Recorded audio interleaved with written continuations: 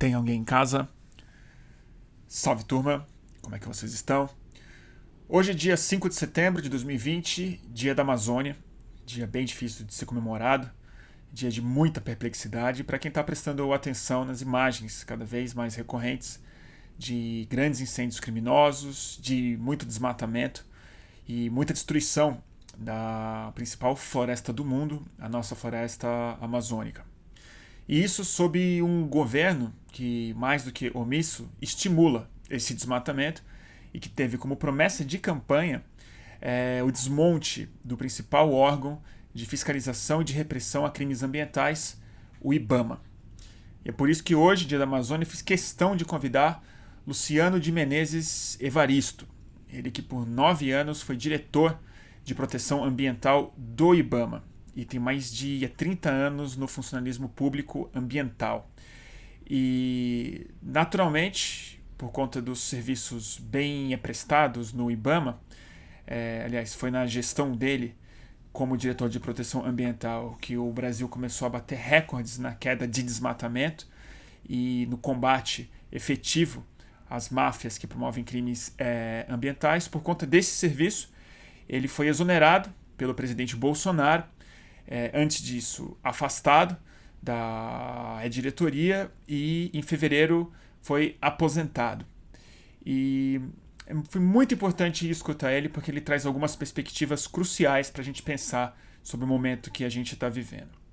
Uma delas é a de mais de 30 anos de serviço público ambiental. Então ele conta muito como foi a consolidação de vários órgãos em torno do IBAMA, em seguida as fragilidades do IBAMA, o fortalecimento do órgão e depois algo crucial que é a visão de um servidor público como ele, e falando também em nome de muitos fiscais, como foi a chegada do governo Bolsonaro e de um governo que viu uma das suas polícias, a polícia ambiental, que é o IBAMA, como inimigo do próprio Estado.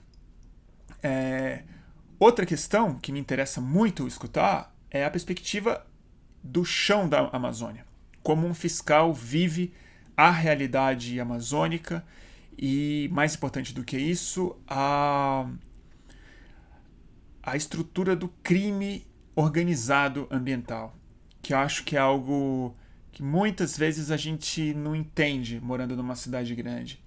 De que o desmatamento e o garimpo ilegal, eles não são feitos por agricultores ou por moradores da Amazônia em busca de sustento e de sobrevivência.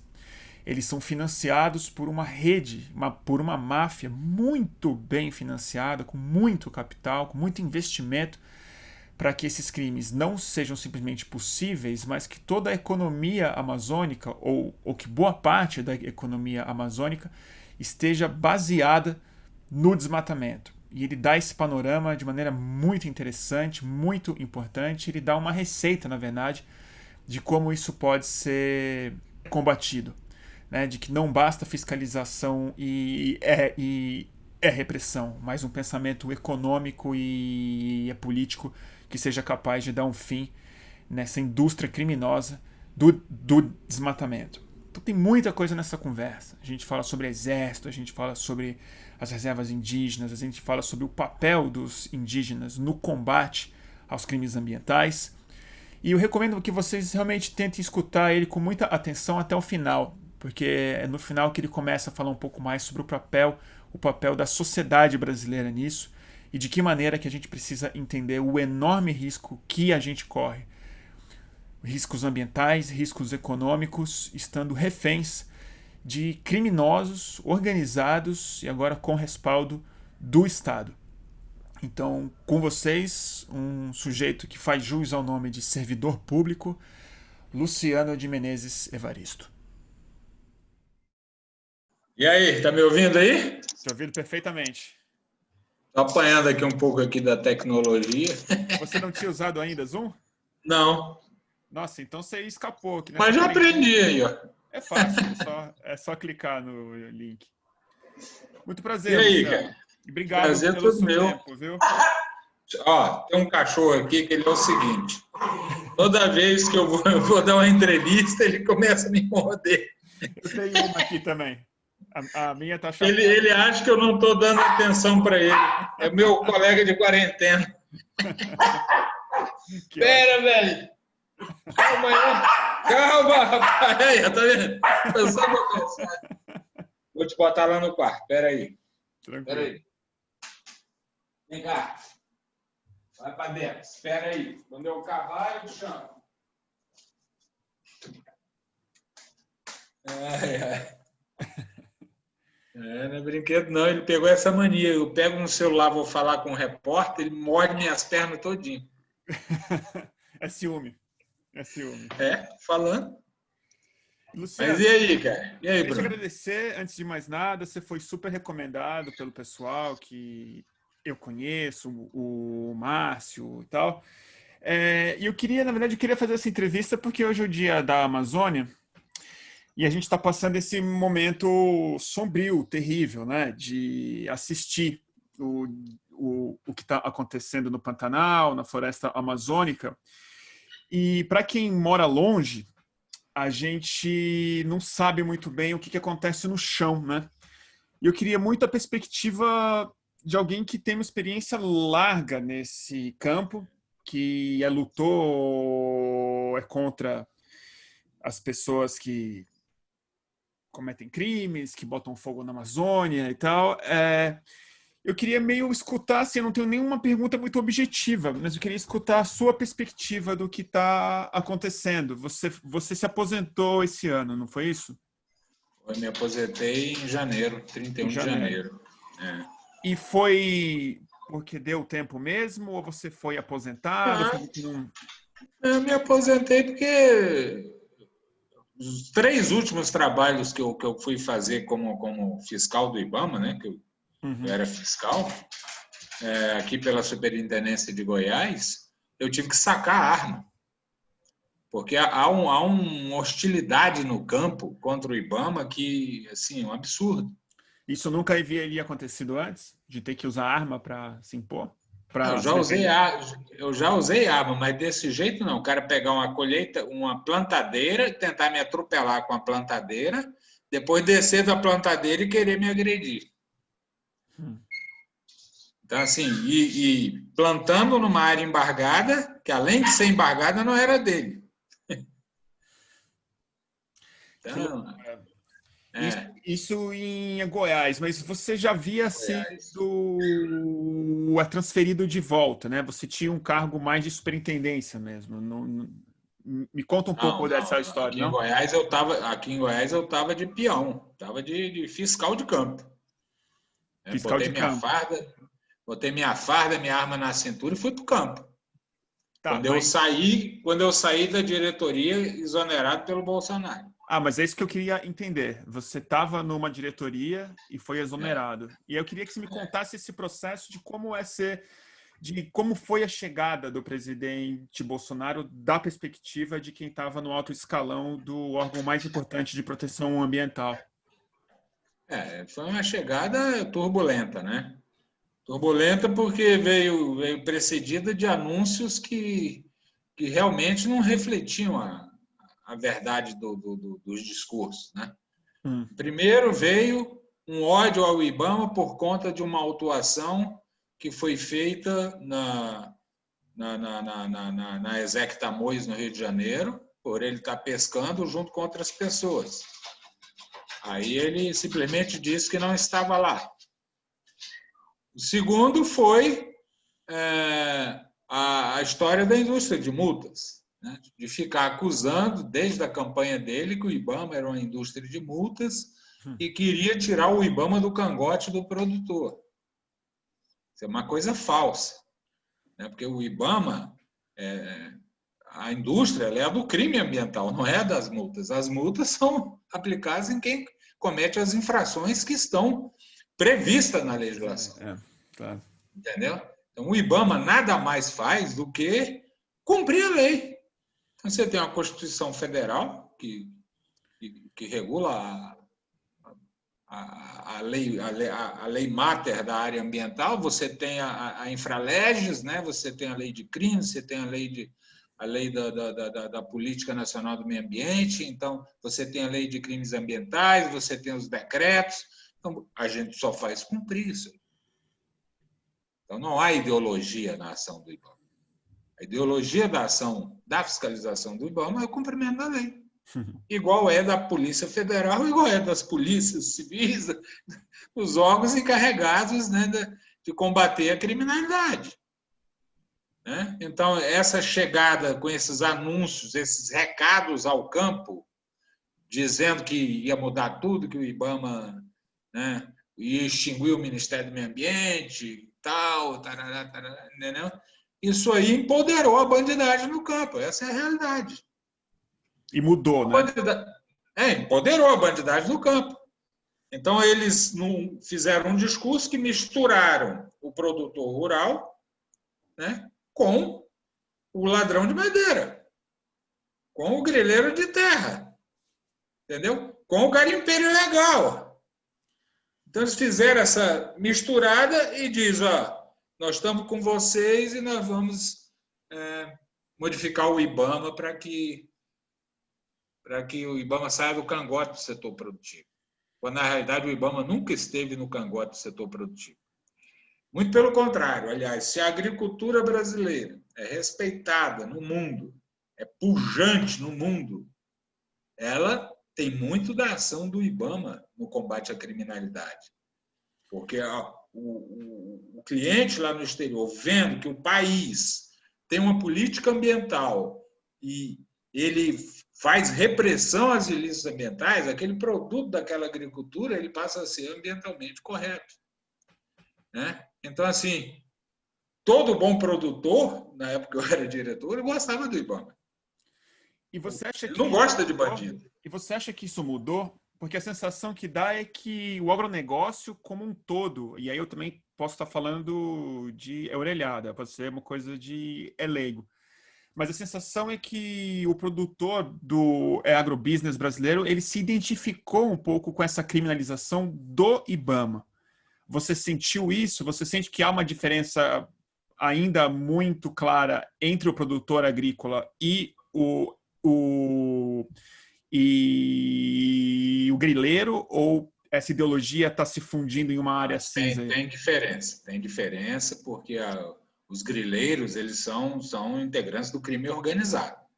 Eles são quadrilhas que estão operando, sim, fazendo a comercialização da terra, fazendo a especulação das terras da Amazônia, que são de propriedade da sociedade brasileira, né? Então, roubando o patrimônio da nação, destruindo a parte ambiental dessas áreas roubadas e vendendo para outras pessoas para exercerem uma atividade econômica. Né? Esse cara não é um produto. Não, certamente ele não é um produtor, mas o que eu sinto é que o agronegócio brasileiro estruturado, ele não parece, de fora, estar fazendo uma pressão no governo federal, em que ele poderia ter, de fato, muita entrada e muita influência para que o IBAMA seja restaurado como um fiscalizador do meio ambiente. Posso te dizer o seguinte, o agronegócio exportador, a gente sempre teve uma boa relação com o agronegócio exportador, entendeu? Então, sempre tinham comitês do Ministério do Meio Ambiente para discutir a questão da fiscalização, a questão da aplicação da legislação, você tinha a moratória da soja, você tinha reunião com a Associação Brasileira da Indústria da Carne, entendeu? Então, esse setor organizado, ele, pelo que se mostrava, ele procurava cuidar da sua imagem ambiental em razão dos seus contratos externos. Né? E não dá para mim misturar esses caras que estavam ali operando em áreas que não estavam embargadas, que tinham as licenças próprias para fazer a sua atividade, com quem não tem. Né? Então, aí você, nesse balaio aí que criou na hora que vieram em cima do IBAMA, aí quem tinha algum trabalho, alguma coisa para fazer regularidade ambiental, aproveitou, é óbvio. Né? Ele tinha que pegar licenças no estado, tal, viu que a coisa estava boa, muitos se aproveitaram. Facilitou, né? Mas ao contrário do que o governo colocava, a nossa relação com o setor produtivo era boa. E você acha que ela segue boa? Olha, Difícil deve dizer. estar Agora você não sabe boa mais, para quem não quer cumprir o que tem para cumprir, né? Assim, deve estar boa para quem está se aproveitando. Ela não está boa para o setor exportador, porque ele está mal visto lá fora. E tende a piorar. Ele está mal visto lá fora e cada dia que passa, a coisa... E está mal visto lá fora e começou a ficar mal visto aqui dentro também. Entendeu? Então, por quê? Porque contratos lá fora dependem dessa componente ambiental aí, que o IBAMA ele é muito importante. Eu, como cheguei no IBAMA em 2000, eu cheguei na fiscalização do IBAMA em 2001 e 2002, depois eu peguei em 2008, de 2008 eu fui até 2018 no comando, eu sou responsável pela construção dessa fiscalização do IBAMA. Eu ia te perguntar disso. Eu queria que você me falasse um pouco da evolução do IBAMA como órgão fiscalizador e o que a sociedade precisa entender bem do chão ali. O que está acontecendo na prática ali? Bom, muita coisa, né? No ano de 2001, 2002, a gente, por exemplo, o IBAMA nasceu de 4 órgãos, né? Da Superintendência da Borracha, do antigo Instituto Brasileiro de Desenvolvimento Florestal, da antiga Secretaria Especial do Meio Ambiente e da antiga SUDEP, Superintendência de Desenvolvimento da Pesca. Então, o IBAMA foi composto dos funcionários desses órgãos. E já era um quadro já antigo. Um quadro antigo e um quadro vamos dizer assim, com capacitação, com nível precário. A maior parte de servidor de nível médio, servidor de nível fundamental e alguns técnicos aí na área de análise. A fiscalização, ela recebeu o pessoal, a maior parte de nível médio. Né? Então, você tinha pessoal muito bom de campo, de se reconhecer, mateiros assim, experientíssimos, caras que eu aprendi tudo com eles lá na época, mas faltava tecnologia, né? Faltava você estruturar uma fiscalização inteligente, uma fiscalização que tivesse condições de utilizar instrumentos mais modernos para dar respostas melhores. Nessa época, 2001, 2002, para você ter uma ideia, a fiscalização se dava, a fiscalização da Amazônia. Todo mundo se reunia em Brasília, cada um pegava uma caminhonete e saía pelas estradas da Amazônia procurando o desmatamento, usando como base ali um levantamento do antigo PRODES do INPE, que fazia um levantamento anual. Você pegava o mapa do ano anterior para ir percorrendo essas estradas para procurar o desmatamento. Não havia GPS. Então, você não tinha como mensurar direito o desmatamento. Nossa, era de caminhonete na Amazônia. Você configurar a materialidade, a autoria, você tinha uma dificuldade terrível. Né? Se você fosse pegar lá, aprender um trator, você tinha que deixar o infrator como fiel depositário. Você não tinha como levar o trator. Você não tinha um prancha para levar. Você não tinha... Então, era uma fiscalização que fazia cosquinha no infrator e não segurava o desmatamento. Por isso que o desmatamento vinha de 27 mil quilômetros quadrados. Aí, o que a gente resolveu? A gente resolveu colocar uma fiscalização que realmente cumprisse o seu papel. Qual é o papel da fiscalização? O papel da fiscalização é fazer cumprir as leis ambientais, dissuadir os infratores da prática do ilícito, entendeu? E viabilizar a atividade legal. Esse é o papel da fiscalização. E a fiscalização, simplesmente, naquela época, era inócua. Além naquela época, a gente tem uma corrupção um índice de corrupção, assim... Muito forte dentro. forte naquela época. Tanto teve a Operação Curupira, vários servidores foram presos, né? Mas, assim, não estou dizendo que todos os servidores estavam nesses grupos. Eu tenho grandes colegas antigos daquela época que são excelentes pessoas, excelentes profissionais que estão até hoje trabalhando, mas tinha um foco de corrupção. Esse foco de corrupção foi sendo debelado ao longo do tempo. Era uma das metas que a gente tinha, era, primeiro, varrer a corrupção. E isso aconteceu porque, comigo, para mim entrar direto como chefe da fiscalização em 2008, que eu fui coordenador geral, eu estava fazendo processo administrativo disciplinar contra uma quadrilha de servidores e despachantes e desmatadores no oeste da Bahia. E lá eu pude perceber o que era o crime organizado.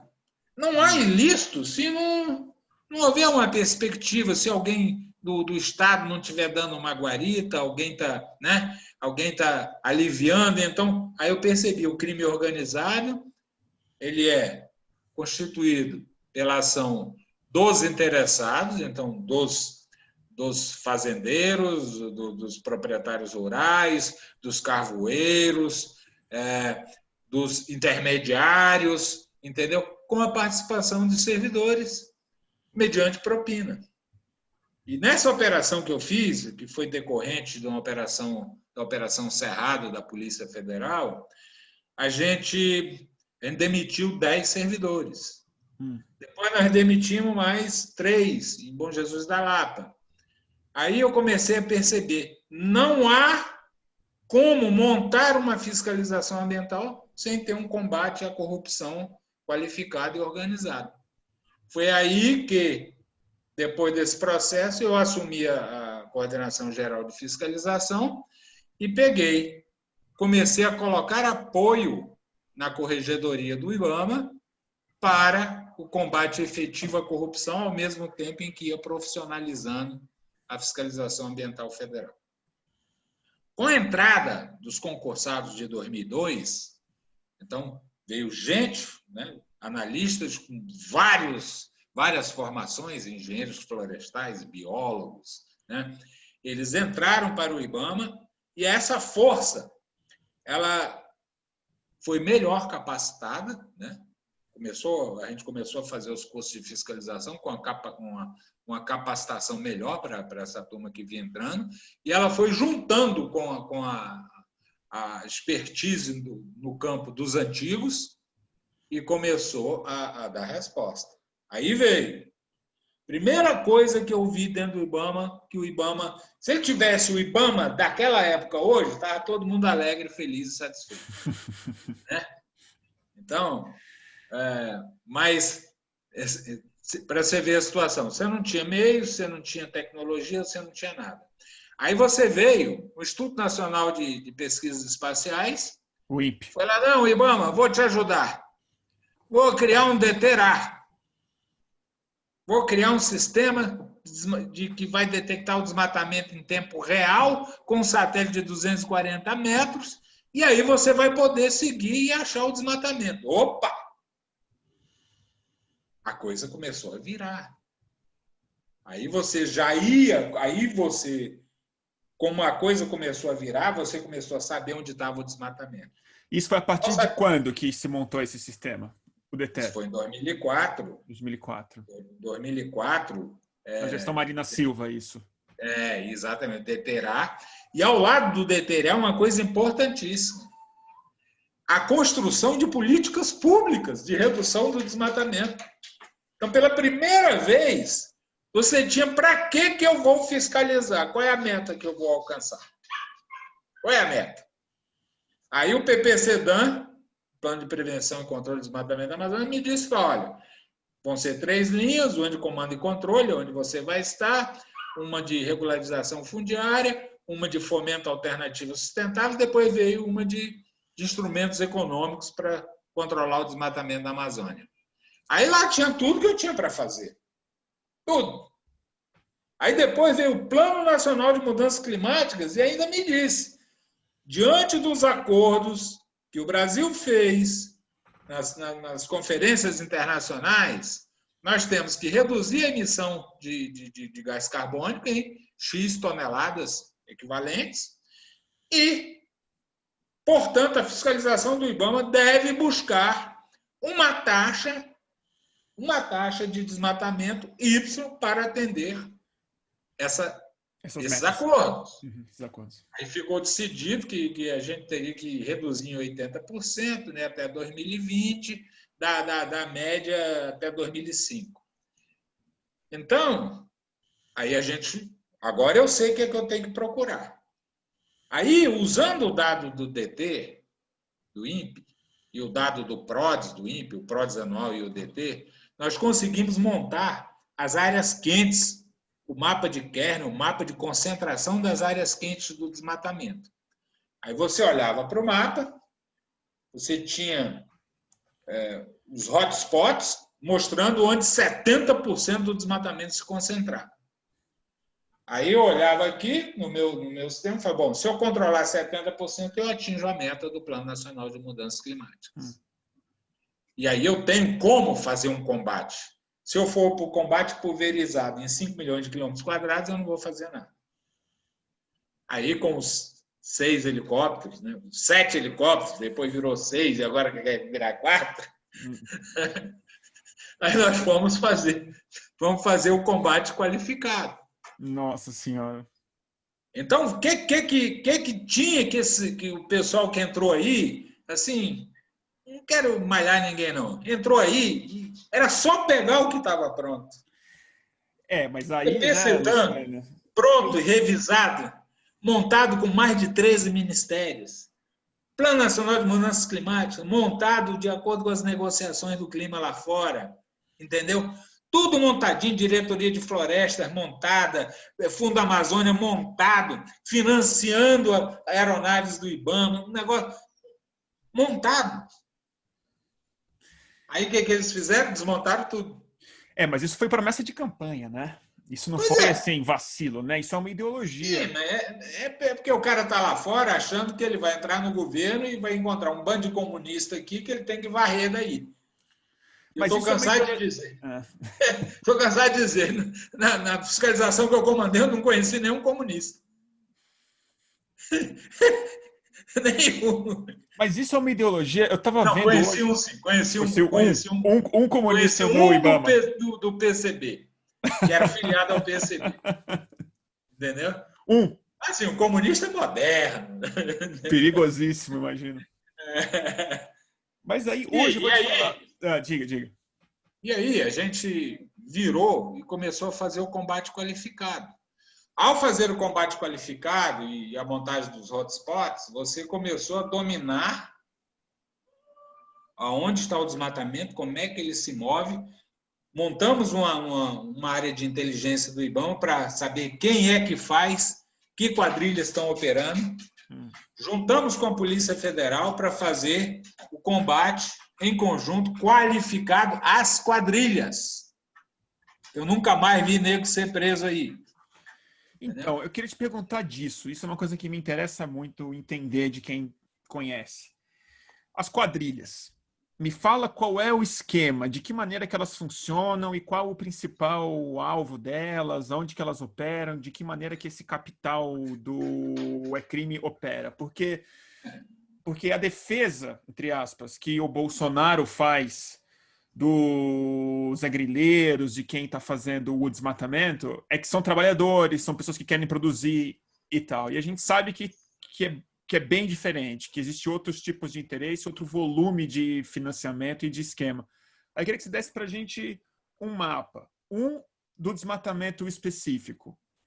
E outro que me interessa muito entender, que me parece que é algo especialmente caro para o presidente Bolsonaro, o garimpo ilegal, que a gente está vendo que explodiu agora justamente na pandemia, né? Parece que a gente está exportando o quádruplo de ouro extraído da Amazônia. Então, eu queria que você desse para a gente um pouco para entender quais são essas redes criminosas e de que maneira que elas operam. As duas principais redes são os grileiros de terra e os garimpeiros.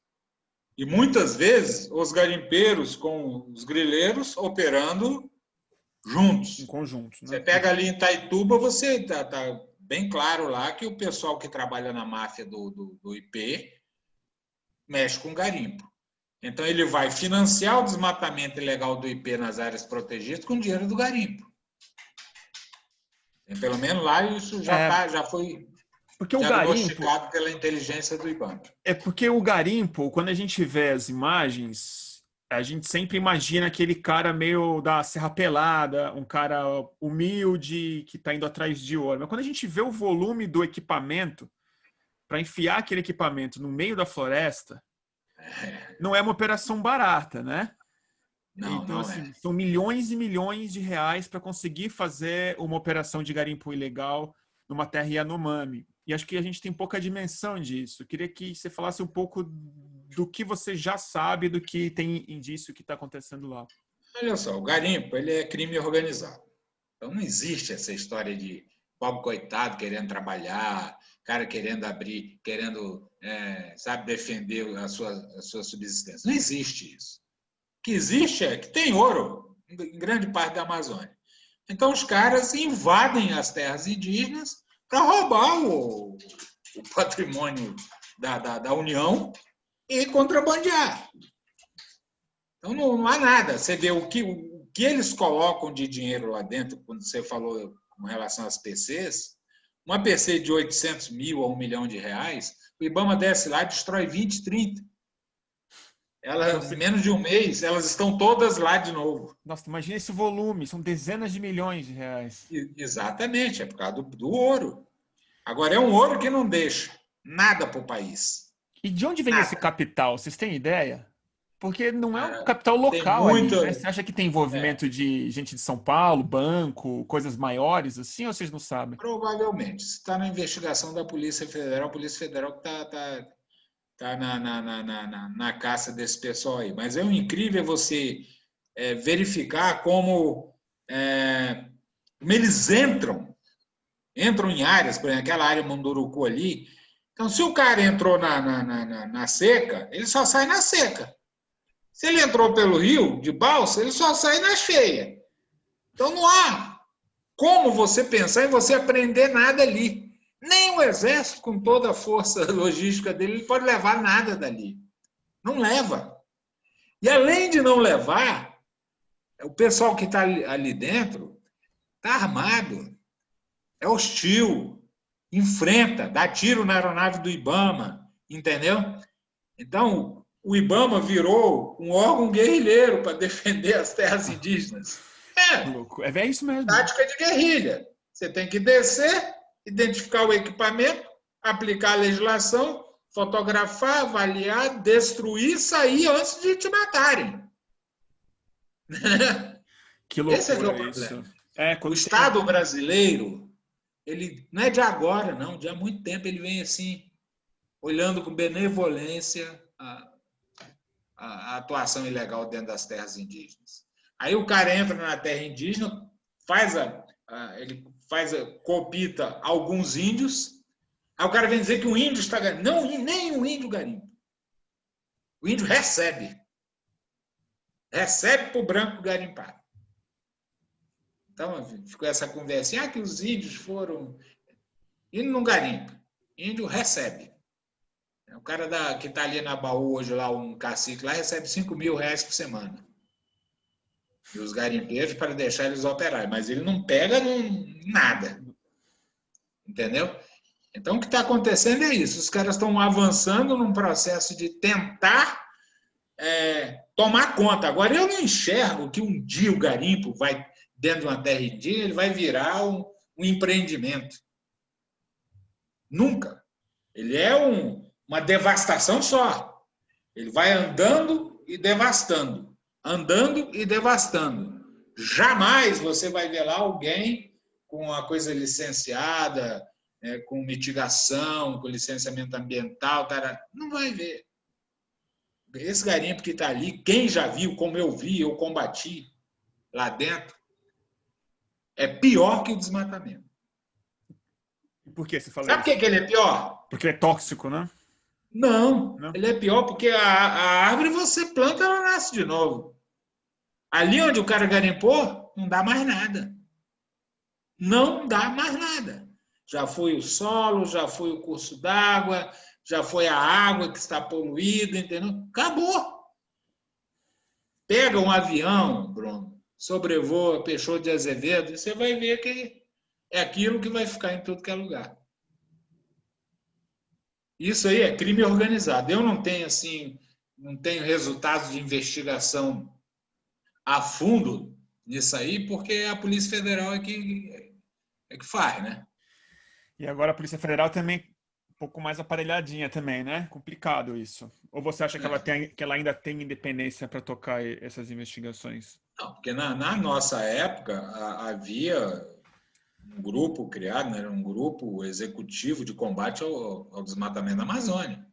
Então estava lá o IBAMA, estava o Ministério da Defesa, o ICMBio, a Polícia Federal, a Polícia Rodoviária Federal, estava lá. Então a gente montava as operações e com tarefas para cada um. Com a Polícia Federal objetivando derrubar as quadrilhas, com a PRF fazendo o controle das rodovias, entendeu? E aí, tu me pergunta, tem como zerar o desmatamento da Amazônia amanhã? Tem. Pega todos esses órgãos, pega a PRF junto com o Exército e bloqueia todas as principais rodovias que têm a espinha de peixe na área do desmatamento e faz o controle da movimentação de combustível e de motosserra. Acabou o desmatamento. Porque lá o combustível ele entra, o combustível só pode ser transportado com licença, que ele é produto perigoso. Então, se você disser que o combustível não passa mais, igual nós fizemos uma vez na Jamanchim, acaba. Acabou, né? Não tem o que fazer.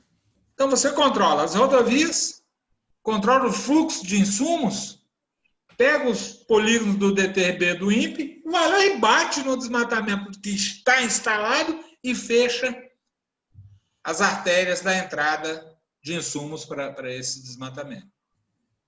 Então, o desmatamento está georreferenciado, o fogo que vem depois do desmatamento está georreferenciado. Resta saber. Bom, você deu um panorama muito importante dos últimos 15 anos aí, né? Que houve uma organização muito mais focada, muito mais resultado, muito mais apoio técnico e tal. Mas, ao mesmo tempo, esse desmatamento zero nunca foi tentado de verdade dessa forma como você explicou agora, com fiscalização de estrada, participação mais objetiva mesmo. Antes do governo Bolsonaro, havia muita resistência interna no próprio Estado para que isso fosse feito? Tinha algum tipo de pressão política ou era só uma questão de tempo vocês avançarem para uma fiscalização mais Bom, inteira mesmo? havia uma situação fática instalada, né, na Amazônia. Então, se você pegar, por exemplo, no município de Novo Progresso, tudo ali gira em torno do desmatamento do garimpo. O posto de gasolina, o mercado, caramba, toda uma população. Os empregos são todos gerados lá. Se você sufoca a atividade ilegal de uma vez lá, você vai botar todo mundo desempregado. Então, aí vem a pressão política. Aí, por isso que o PP-CEDAM previu essa transição, né? E fazendo a regularização fundiária, que aí da regularização fundiária vai saindo os planos de manejo legais, devidamente estabelecidos, aí o cara pode manejar a floresta, aí começa a girar para uma economia legal, né? Só que a única coisa que andou dentro do PP-CEDAM com força foi o comando e controle, né? E que era a sua área, justamente. É a minha área. Então, para fazer o desmatamento zerar no comando e controle, você faz. Mas você faz com o sofrimento da população. E você vira o vilão mesmo, né? Aí é muito fácil aderir a um discurso do presidente Bolsonaro, porque o IBAMA está sendo o vilão econômico de uma região inteira, né? Entendeu? Então a gente tentava cumprir as metas e tentava ver se as outras linhas do PP-CEDAM avançavam para ir mudando essa perspectiva. Para você ter uma ideia, lá em Novo Progresso, a gente sabia que se o desmatamento ia aumentar ou ia diminuir. A gente ia no mercado e olhava a prateleira da cerveja. Entendeu? Se a prateleira da cerveja estivesse vazia, tinha dinheiro rolando, o desmatamento ia ser grande. Se a prateleira da cerveja estivesse cheia, não ia ter desmatamento importante no local. Porque tudo é linkado. Você vê, o Castanha, que foi preso por nós, com a PF, o Castanha que foi preso lá, ele era dono do supermercado. Então ele fazia lavagem de dinheiro do desmatamento no supermercado. Uma cerveja que o pessoal ia tomar para comemorar. Aí eu prendo o Castanha, eu arrebento o Castanha. E todos os funcionários do Castanha vão para o desemprego. O cara do posto de gasolina, entendeu? E por aí vai. Os caminhoneiros, né? Quando o pessoal cobra, eu digo, eu acabo com o desmatamento da Amazônia amanhã. Me dá 2.000 agentes, me dá mais, não precisa muito não, me dá mais 12 helicópteros. Eu acabo com o desmatamento da Amazônia. Eu sei onde ele está. O INPE me bota em cima do desmatamento com um satélite indiano de 56 metros de resolução. Eu tenho um software que calcula a velocidade de crescimento do polígono. Eu sei qual que eu vou atacar primeiro, qual que eu vou atacar depois. Eu já vou com o indicativo da autuação pronto. As ferramentas hoje são fantásticas. Com resolução perfeita, né? De 50 metros de precisão. E o conjunto probatório, tanto no administrativo quanto no criminal. Então, a prova da imagem satélite é a rainha das provas. Não tem como o cara contraditar. Não é à toa que os caras fizeram, antes de mais nada, uma troca no próprio INPE, né? Não foi... Exatamente. Começaram pelo INPE. Agora, se o cara perguntar, cara, o que você faria? O dinheiro está curto. Eu falo, eu pegaria, em vez de comprar satélite, eu ia contratar fiscal do IBAMA. Se mesmo assim o dinheiro não tivesse curto, eu ia chamar o Fundo Amazônia e dizer, vocês não querem que a gente segure aqui? Eu quero que vocês ajudem a financiar a operação. Eles vão tranquilamente. Eu fiz isso com eles uma vez. Por isso que os helicópteros, as horas de voo da Amazônia, está tudo na conta do Fundo Amazônia. E as caminhonetes. Agora nossa, que angústia escutar isso. O que está diferente, sim, de lá para cá, é que você tinha políticas ambientais definidas. As políticas estão definidas, os executores têm seus papéis definidos. E os seus executores, com as tecnologias mais modernas, com seus parceiros, com o INPE, assim, vejo apanhar tanto, né? Um órgão de excelência. Eu mesmo já briguei com o INPE várias vezes. Eu briguei com o INPE porque o INPE era tão bom, mas quando ele soltava o dado dele rápido, o bandido começou a usar também o dado dele. Aí eu pedia para eles atrasar. Eles diziam que eu não queria ser transparente. Eu falei, eu quero prender os caras. Eu quero, povo. Porque os caras estão lendo o seu dado antes da gente chegar, né? Não, porque esse foi um fato interessante da Operação Rios Voadores, que vocês ouviram muito falar da prisão em São Paulo, do Vilela. Se você me perguntar quem foi o principal responsável pela Operação Rios Voadores, isso você não sabe. Os índios caiapós da BR-163. Ah, é? Sabia disso? Me conta essa história. Um belo dia eu fui trabalhar no IBAMA, em 2014. Aí cheguei de manhã, tá tudo invadido de índio, caiapó pintado para guerra, arco e flecha, tudo para guerra lá. Aí, o pessoal, o diretor, os índios caiapós estão querendo seu escalpo aí. O seu escalpo? Meu. Falei, por quê? Aí eles estão querendo. Eu fui lá, cheguei lá, estava tudo gritando, não sei o quê. Eu falei, o negócio é o seguinte, bota esses arco e flecha tudo nessa sala aqui e vamos conversar. Porque se vocês não botarem, eu vou pegar as carapinas do IBAMA e nós vamos ficar um apontando para o outro aqui. Aí eles botaram e vieram conversar. E era uma coisa interessante que o governo não queria renovar o PBA da pavimentação da 163, que é o Plano Básico Ambiental do licenciamento, em prol dos índios, não queria renovar, dizendo que os índios estavam vendendo madeira. E os índios foram lá querer arrancar o meu escalpo, dizendo que eu era responsável porque dizendo que ele estava roubando madeira, que não eram eles. Eles sabiam onde os caras estavam. Aí eu parei, chamei um assessor. Olha quantos polígonos do DTRA tem lá na região lá das terras Mecranotira e Baú, lá na 163. O cara olhou, não tem nenhum. Eu falei para ele, estão desmatando. Não tem nenhum. Aí eu falei para os índios, eu vou lá. O nenhum que você fala é um indício do satélite, não tinha nenhuma marca do satélite de desmatamento. Não tinha nenhum alerta do satélite. Tá. Então o IBAMA está lá, estou sem alerta. Aí os índios foram lá e estão desmatando. Aí eu encontrei com os índios lá no dia 2 de abril de 2014 e eles me levaram em 5 acampamentos. Em 3 dias eu desativei 5 acampamentos, prendi 44 pessoas em regime de trabalho escravo, autuei o Vilela, fiz a autuação do Vilela, montei o processo administrativo do trabalho escravo, da destruição ambiental, eu botei na Polícia Federal de Altamira. E a Polícia Federal de Altamira chamou o Ministério Público, que chamou a Receita, aí fizeram a baita da investigação que pegou o Vilela e a sua quadrilha inteira. Né? Entendeu? Não fossem os índios, jamais teria saído a Operação Rios Voadores. Sabe por quê? Naquele momento, o Vilela criou um novo modelo de desmatar para enganar o satélite do DTRA, um satélite de 240 metros.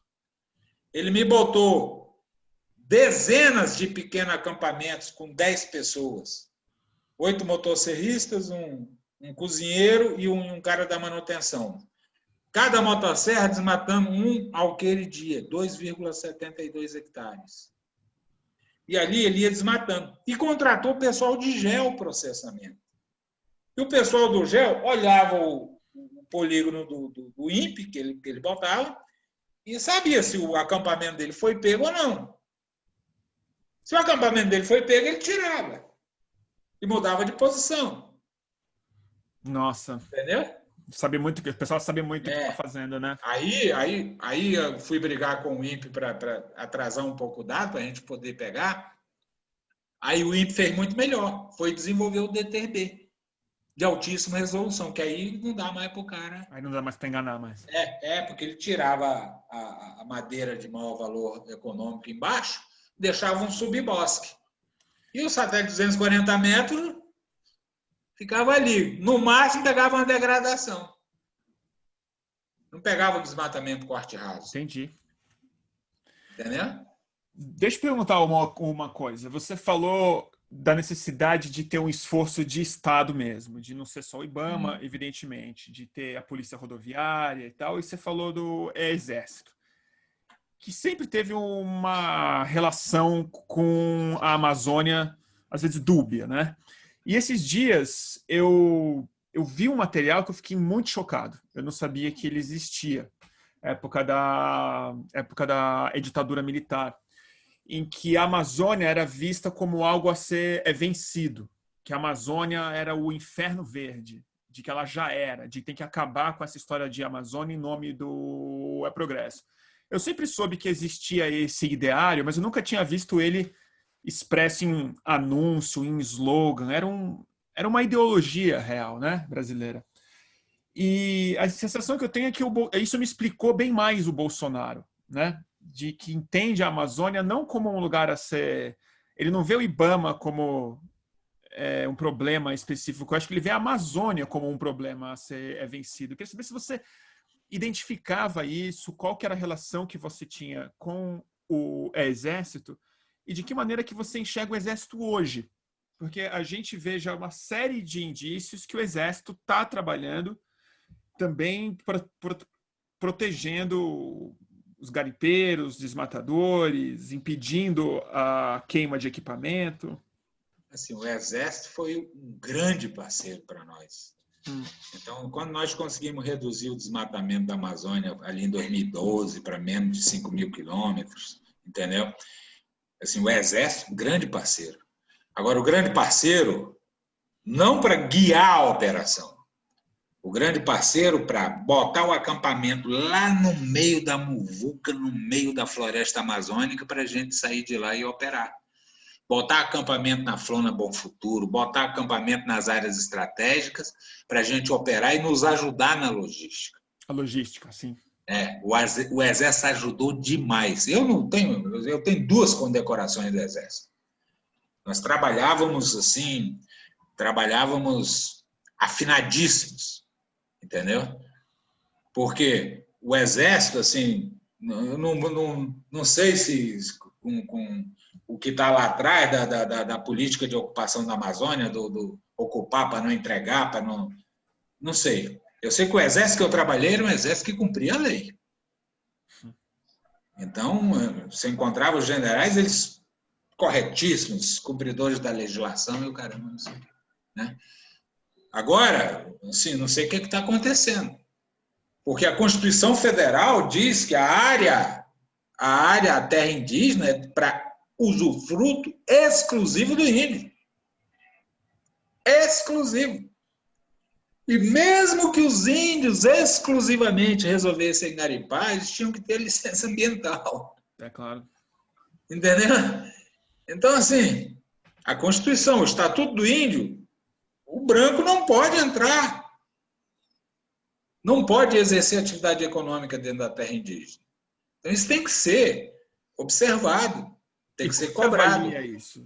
E de que maneira se avalia essa mudança do Exército? Você está acompanhando? Não, aí eu não sei. É questão dos comandantes deles lá. Os comandantes, na nossa época, eles vinham para fazer o trabalho. A orientação era o quê? PPCDAN. Controle do desmatamento da Amazônia. Os militares vinham fazer a sua parte. E ajudaram demais. E, Luciano, você ainda está falando com os seus amigos do IBAMA? Eu queria um pouco entender qual o clima no órgão. De que maneira que o IBAMA está... O IBAMA acabou. É só... Por que eu digo que o IBAMA já era? Qual foi a última operação que você viu do IBAMA na imprensa? Eu vi uma, mas que aí, no final das contas, sempre alguém é exonerado no final. Então, você viu uma que os chefes foram exonerados, que fizeram a operação, e você viu outra que eles pararam a operação no primeiro dia para atender os garimpeiros. Para atender os garimpeiros. Com a ajuda do próprio Exército, que foi o que mais me preocupou. Sim. Aí você vê, por que o Exército não pode comandar uma operação de fiscalização ambiental? Você vê, nessa operação, o Exército foi fazer a precursora de abastecimento das aeronaves na cidade-alvo, antes da operação. Então, quer dizer, Entendi. Não tem, sabe? Eu fiz uma operação lá na Munduruku, eu botei meus caminhão-tanque todo no meio do cerrado, no meio da floresta. Ninguém viu onde eu estava abastecendo as aeronaves. Isso é uma coisa que a gente aqui na cidade não tem muita ideia, né? É um processo... Tem que ter expertise. Agora não dá. Por que o IBAMA, eles pegaram o IBAMA e encheram de policiais militares nos comandos? Policial militar competente no seu trabalho de prevenção ao ilícito ambiental no seu estado. Então, o policial militar de São Paulo não conhece a Amazônia. Não conhece nenhuma técnica de fiscalização ambiental. Não tem expertise na área de monitoramento por satélite, não tem expertise no planejamento, da ação operacional. Não conhece mosquito, não conhece... conhece riacho. Aí você bota esses caras, assim, entraram esses caras que não conhecem nada para comandar quem conhece tudo. Aí eles não têm a tropa na mão. Não tem um respeito da tropa. É a coisa que eu te digo. Imagine se eu, de diretor do IBAMA, fosse lá na PM batesse na porta e disse, ó, vim assumir o comando da Polícia Militar. Ninguém ia aceitar. Boa analogia. É. Agora, imagina se o cara vem dentro do IBAMA, uma agência ambiental com autonomia administrativa e financeira, com poder de polícia inscrito na lei, artigo 1º da Lei de Criação do IBAMA, exercer o poder de polícia ambiental federal. Aí você vem chegar lá e quer assumir o comando, sem ter conhecimento, sem ter condição, entendeu? Como é que você vai orientar planejamento? Como é que você... Não tem a mínima condição. O IBAMA que eu deixei era um IBAMA muito forte, muito bem estruturado. E eles planejamento antecipado. E eles te deram alguma razão para te transferir? Para te tirar dessa diretoria e te mandar de volta para Goiás? Me exoneraram. Agora, assim, eu achei bacana que foi o presidente da República que me exonerou, não foi o chefe da Casa Civil.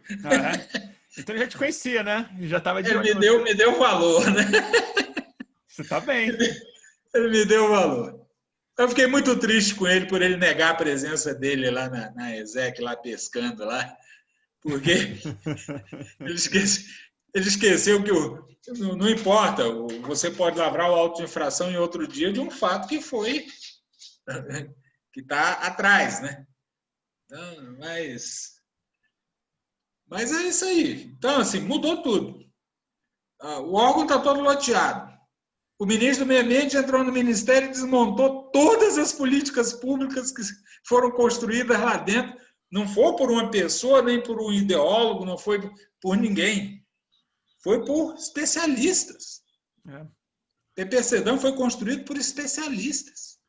Me diz uma coisa, Luciano, você que tem essa longa experiência, viu em pessoa e reprimiu muitos desses crimes, a gente aqui na cidade, que não entende muito e tal, a gente está vendo essas cenas, né? Esses incêndios, esses crimes acontecendo na Amazônia, no Pantanal, no Cerrado também.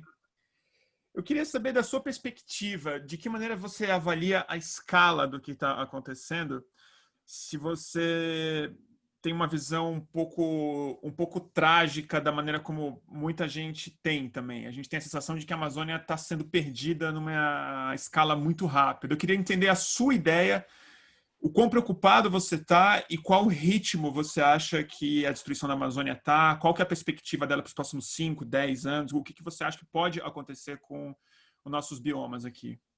Eu acho assim, que em 5 anos nós vamos voltar ao nível de desmatamento de 2004, de 27 mil quilômetros para 30 mil quilômetros. E o que isso representa em termos de futuro da Amazônia, você acha? A Amazônia, se continuar assim, ela vai perder a sua função ecológica. O que não dá para a gente assim, aceitar é a negação da ciência. Se pode negar a ciência.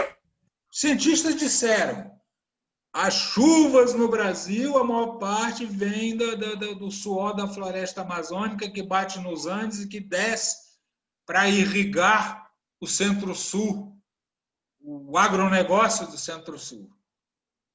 Então, gente, se eu destruir a Amazônia, eu estou destruindo os serviços ambientais que ela presta para mim mesmo.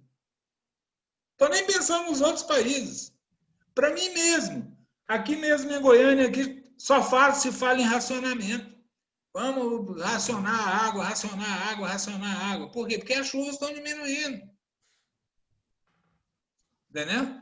Então, esse avanço do desmatamento, ele vai ao encontro da bandidagem que quer vender mais terra, especular mais, vender mais, né?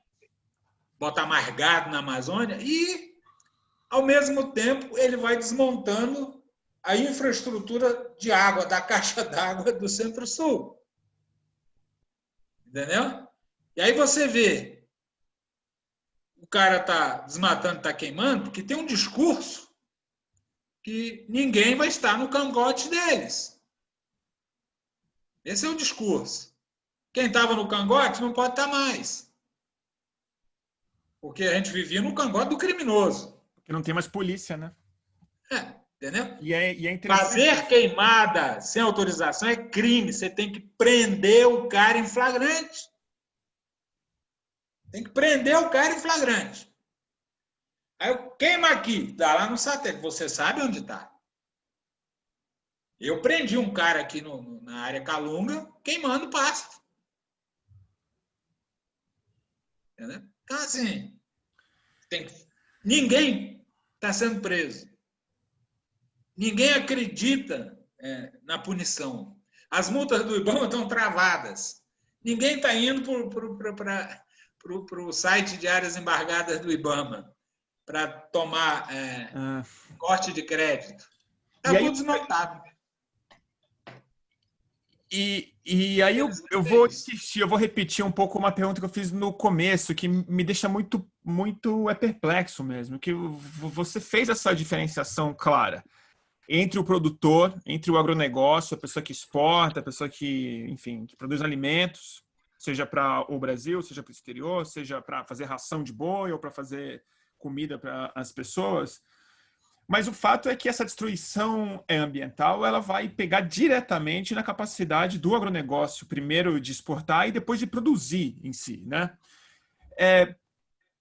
Eu sinto uma passividade absurda. Eu acho que tem uma identificação que o ruralista fez com esses criminosos. Eu não sei se ele está entendendo o tamanho desse crime que está sendo cometido, mas que eu não sinto essa pressão interna dentro do governo, porque os ruralistas ainda apoiam o governo Bolsonaro. Eles são muito base. Eles se ofendem muito quando a gente faz uma defesa da preservação da Amazônia e tal. Aí, isso é um assunto muito complexo. Você volta lá, por exemplo, pega o estado do Pará. Montou o maior sistema de monitoramento do desmatamento da América Latina. E não tem 20 fiscais para ir fiscalizar. Entendeu? Você pega o Mato Grosso, pega o Código Florestal, até hoje eles não instituíram o Programa de Regularização Ambiental, o PRA. Entendeu? Você pega o Mato Grosso e o Pará, você vai lá no Sinaflor, que controla os produtos florestais, você não acha o Mato Grosso e o Pará lá dentro, sendo com as suas origens controladas. Entendeu? Aí há uma resistência ao controle. Em 2015, se não me engano, o estado do Mato Grosso colocou no sistema de controle de madeira deles 7 milhões de metros cúbicos de madeira. Sabe o que é isso? Não. Ele usou 3 milhões e meio. Ainda sobrou 3 milhões e meio. Sabe o que significa isso? Que o manejo florestal sustentável no país está centrado no crédito fictício, no crédito de papel. Isso porque os estados precisam reverter isso, precisam saber licenciar melhor. Aí o estado lá do Mato Grosso hoje, ele não faz um PRA para o produtor rural. O produtor rural tem déficit de reserva legal e precisa fazer o PRA. Se o Estado não faz o PRA para o produtor rural, ele vai estar ilegal, mas ele não vai parar de produzir. Entendeu? Então tem isso. Na época que as licenças, o Estado não tem capacidade de emitir as licenças para os caras operarem. Entendeu? Então também tem isso. O que eu senti na minha época era assim, no Mato Grosso, você tinha uma economia assim, mais organizada, porque lá você não vivia de laranja, lá você tinha um proprietário rural, com CPF e tal, bonitinho, tarará.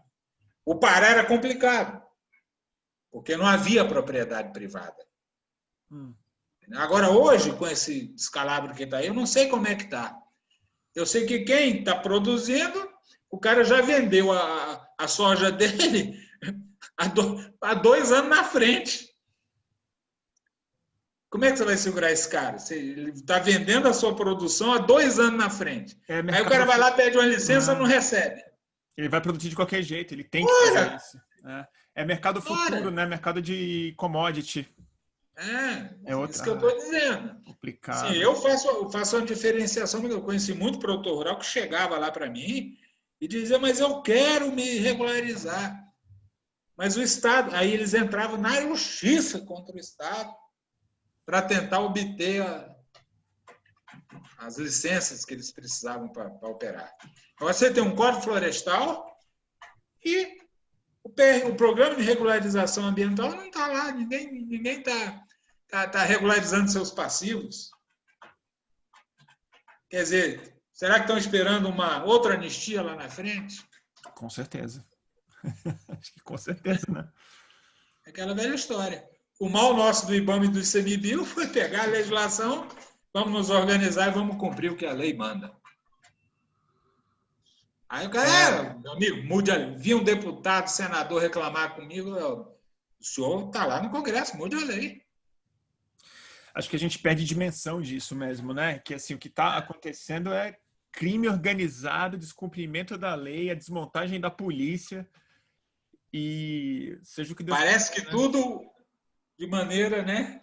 Não, e um governo que se elegeu falando em ser polícia, né? Em acabar com o crime e tal, e é uma Mas lógica... assim, para fazer isso era melhor ter colocado o Ministério do Meio Ambiente dentro da agricultura, logo. Só ter Ministério do Meio Ambiente. Então, eu fico pensando que seria melhor mesmo se é para botar o Ricardo Salles, né? Porque aí pelo menos você tem um pensamento estratégico de agricultura e não simplesmente esse cara que parece que tem loucura por botar fogo nas E aí coisas, eu tenho né? que assistir agora o meu colega do ICMBio ser torrado num combate a incêndio. É, Sem nem saber, morrer trabalhando, sem nem saber o que ele ia conseguir com aquilo. ele morreu, né? Combatendo esses incêndios. Exatamente. E o que ele ganhou? Um hospital público para ser tratado, não tem um seguro de vida, entendeu? Não tem nada. Vai lá procurar a família dele que você vai ver. Vai receber a pensãozinha dele do ICMBio. Eu imagino a cabeça dos outros fiscais, né? Como é que fica? Tem que Todos ser... nós perdemos 3 num acidente, numa operação com o Exército. Perdemos 3 num desastre de avião. Sem brincadeira, se não fosse a aeronáutica lá para dizer eu vou tratar o sobrevivente aqui no meu hospital, ele ia ter que entrar no hospital do SUS aí, não sei o que iria acontecer. Ninguém, nós tivemos que fazer vaquinha, eu tive que ligar para a cara da empresa lá para mandar dinheiro para a esposa do cara lá para ela poder acompanhar o cara que sobreviveu. Gente, Que falta de respeito, que absurdo. são agentes do deveria ser, né, do Estado brasileiro. Então, e esses caras trabalham, assim, apesar da pouca condição, né, conseguimos aí uma gratificação de periculosidade aí por último. Mas você vê bem, eu me aposentei. Primeira coisa que eu tive que fazer, eu tive que devolver minha arma. E agora, como é que eu me defendo? Dos corruptos que eu botei para fora, e como é que eu me defendo dos caras que eu contrariei os interesses econômicos? Aí, o cara diz, não, você pode comprar uma arma. Beleza, vou comprar. Fiz todo o procedimento e tal. Aí, quando chegou na hora de comprar, a aposentadoria pegou meu salário e fez assim. Baixou. Aí eu não tenho autorização, mas não tenho dinheiro para comprar arma. Luciano do céu. Tá falando, velho? Que bom que você Já tá o rindo. policial não. O policial ele tem direito, ele vai lá, compra a preço com desconto e tal. Judiciário também, né? Você tem uma ideia? A lei, o porte de arma do IBAMA é seguro pela lei de fauna. Como assim? Porque o porte de arma do IBAMA era seguro por 3 leis. A lei de pesca, a lei do Código Florestal e a lei de fauna. O Código Florestal revogou, a lei de pesca revogou, aí ficou só na lei de fauna. Aí deram um parecer jurídico lá, dizendo que valia para tudo. Isso tudo agora. Tudo governo Bolsonaro. Não. Não, Foi antes. Foi antes, tá. Foi antes. O Bolsonaro queria tirar esse que a gente já tinha. Ele quer arrancar a arma do IBAMA. Ele queria tirar esse da lei de fauna, ele então queria tirar por decreto legislativo. É o único brasileiro que não vai poder ter arma é o fiscal do IBAMA. Basicamente. O resto todo mundo pode ter. Nem do ICMBio, claro. Entendeu? Agora, essas duas autarquias, sem brincadeira, eu andei, né? Andei por aí, andei na Amazônia. Sem brincadeira. É um belo trabalho qualificado. Então, o trabalho qualificado, ele realmente ele vai gerar antagonismo. Porque ele vai obter a punição. Mas o cara não paga a multa do IBAMA. Ele não paga a multa do IBAMA, mas ele vai lá para a dívida ativa da União. Ele não paga a multa do IBAMA, mas ele vai ter seu bem apreendido. Ele não paga a multa do IBAMA, mas o embargo dele vai para a lista pública, ele não pode pegar empréstimo. Ele vai pensar 1000 vezes antes de cometer o crime, né? Exatamente. Aí eles conseguiram desmontar tudo isso. E criar uma autorização, né? Uma autorização pública mesmo, assim. Vai lá, né? Então, eles inovaram, criaram lá as audiências de conciliação. Então, a multa ela só realmente anda depois da audiência de conciliação. Pergunta quantas foram feitas desde o ano passado. Quantas? Que eu saiba, até sair de lá não tinha nenhuma. Luciano, e como você, assim, é uma pergunta agora um pouco mais pessoal, e como você se sente, assim, depois de tanto tempo no IBAMA, fazendo esse trabalho, como você se sente aposentado ou assistindo isso pela TV agora? Tô doido para voltar. Sério mesmo. Pô, tomara. E como faz para você voltar? Porque eu tava me olhando, eu tava lá nos Calunga lá, eu estando lá, eu estava segurando, cara. Eu estava fazendo a minha parte, eu estava segurando. Eu saindo, só prejudiquei o órgão. Eu tenho vontade de voltar. Mas aí tem que trocar a gestão, né? Não vai ter muito jeito. Porque não vão deixar eu voltar de jeito nenhum. E tem algum órgão estadual que você poderia trabalhar, que você poderia se engajar numa luta pública aí já fora do governo federal? Eu posso trabalhar em qualquer órgão como comissionado, né?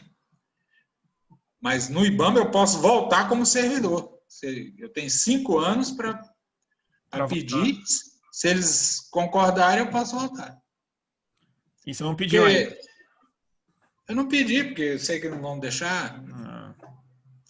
Agora, se der uma louca nos caras, nós vamos combater, nós vamos para a linha de frente, precisamos de todo mundo, caramba, não sei. Eu até convenço um monte de colega meu que aposentou para a gente voltar. E teve muita gente que se aposentou hoje? Muita. Muita gente. O quadro do IBAMA hoje não passa aí de 600 fiscais. E eram quantos na sua época? Na minha época eram 1.600. Meu Deus! Nós éramos 1.600 em 2009, aí foi caindo, né? Praticamente quando eu saí, nós éramos uns 800. Quase um terço do que tinha. Mas é aquilo que eu te digo. Com a tecnologia, você com menos gente, você vê um cara no escritório, ele trava um desmatamento lá fora. Ele faz uma autuação remota, um embargo remoto, põe no site de áreas embargadas, bloqueia o crédito do cara e ainda mete uma ação civil pública no cara, junto com o MPF. Quase não precisa da caminhonete mais, né? Entendeu? Pode fazer isso.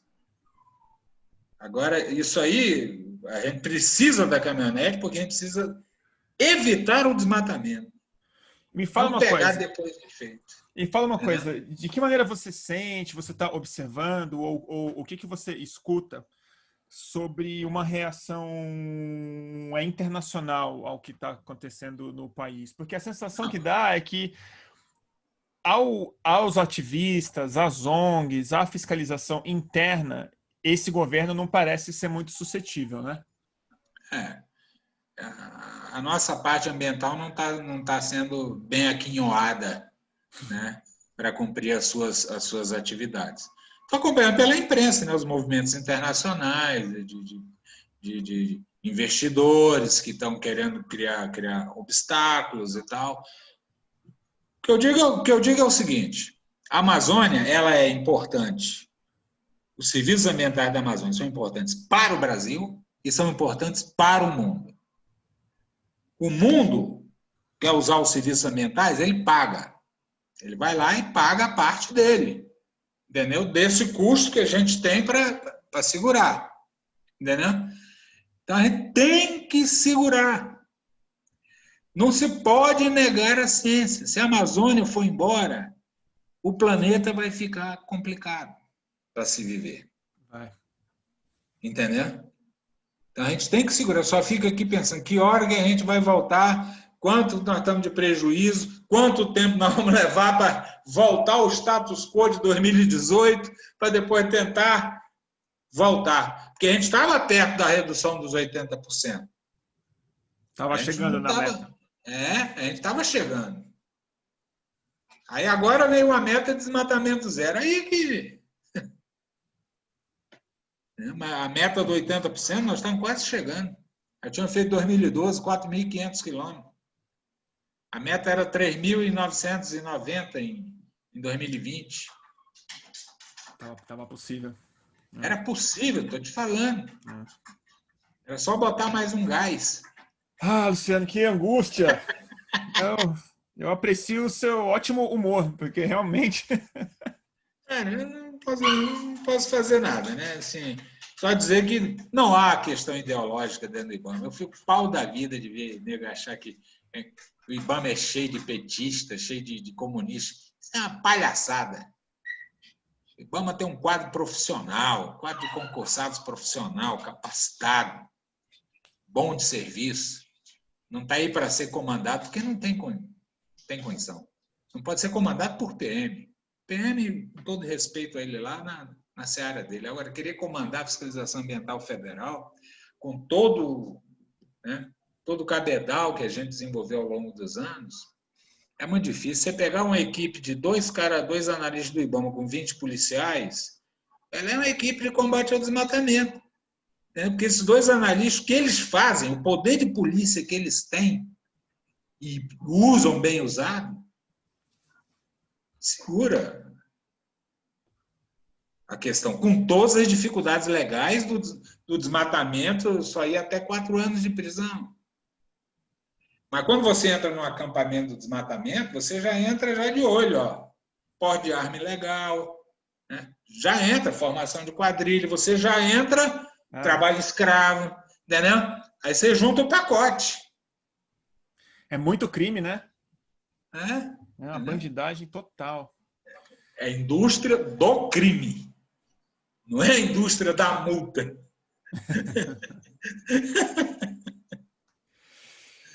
Pô, Luciano, obrigado. E você tem mais alguma coisa que você acha importante de ser dita? Alguma coisa que eu não te perguntei que você acha que as pessoas precisam pensar sobre, agir? A sociedade tem que pensar que o que acontecerá se a Amazônia acabar. Aí o que é a Amazônia acabar?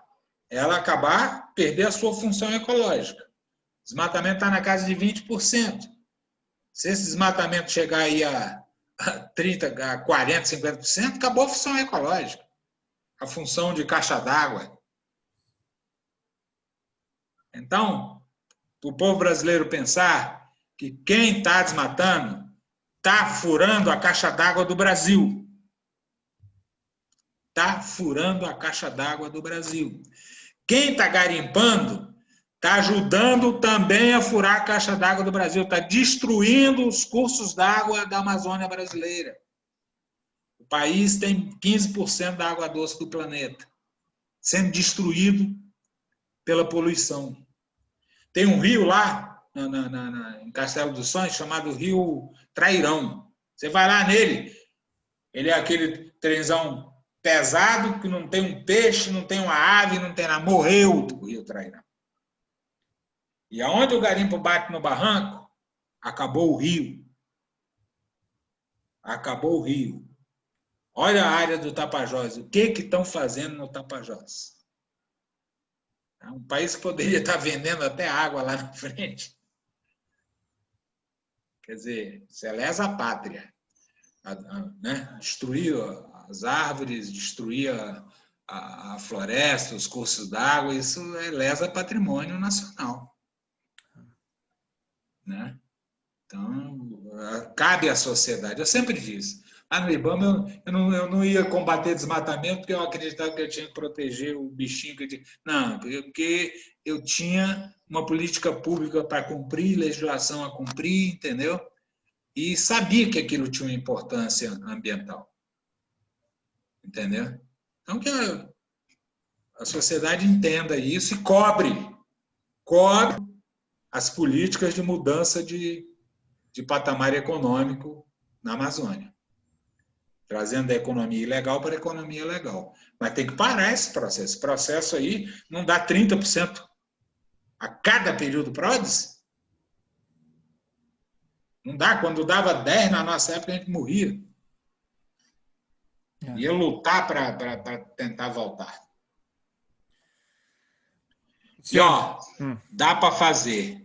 PPCDAM está lá, é só tirar da gaveta. Plano Nacional de Mudanças Climáticas está lá, é só tirar da gaveta.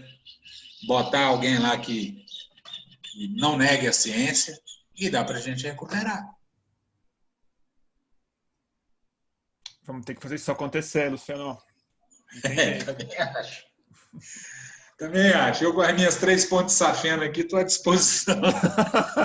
Luciano do céu. A gente vai te recontratar. Eu vou dar um jeito. O cara pergunta, quais condecorações você ganhou? Eu ganhei várias medalhas do Exército, das Polícias Militares, mas as minhas maiores são as minhas 3 pontes safena. Não, 2 safena e uma mamária.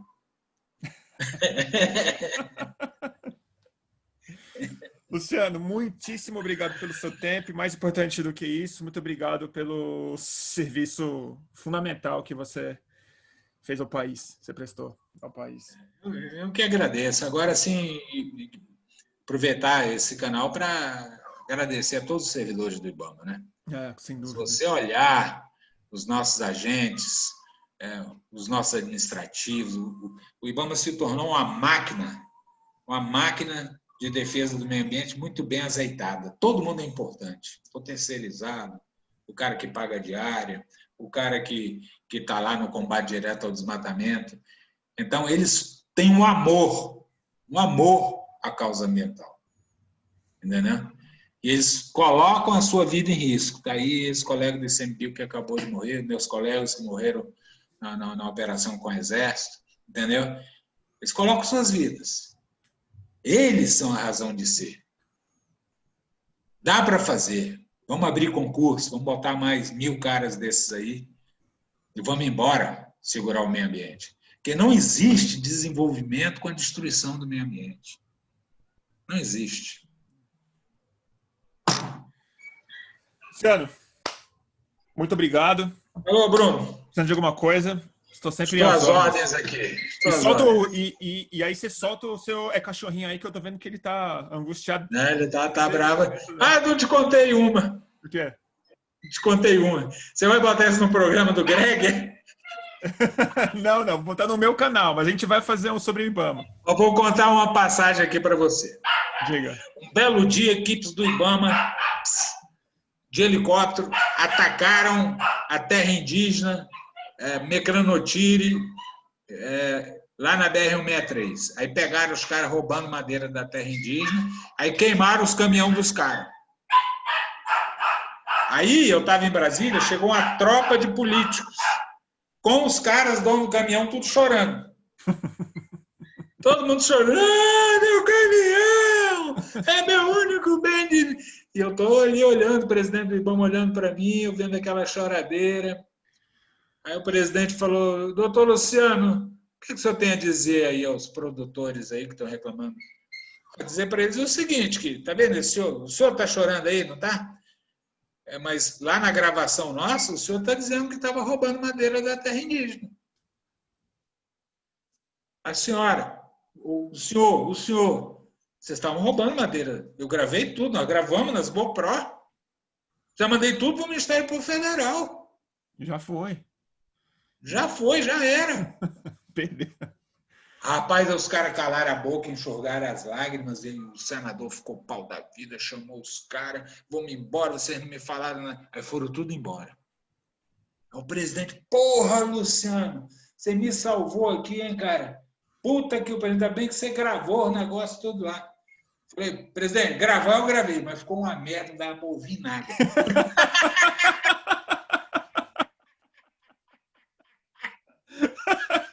Mas eu vou botar no meu livro. Eu quero ler esse livro aí. Vou botar no meu livro. Gravar eu gravei, mas não dá para ouvir nada. É jogando verde, né? Falando em verde. Você viu como é que parou o choro?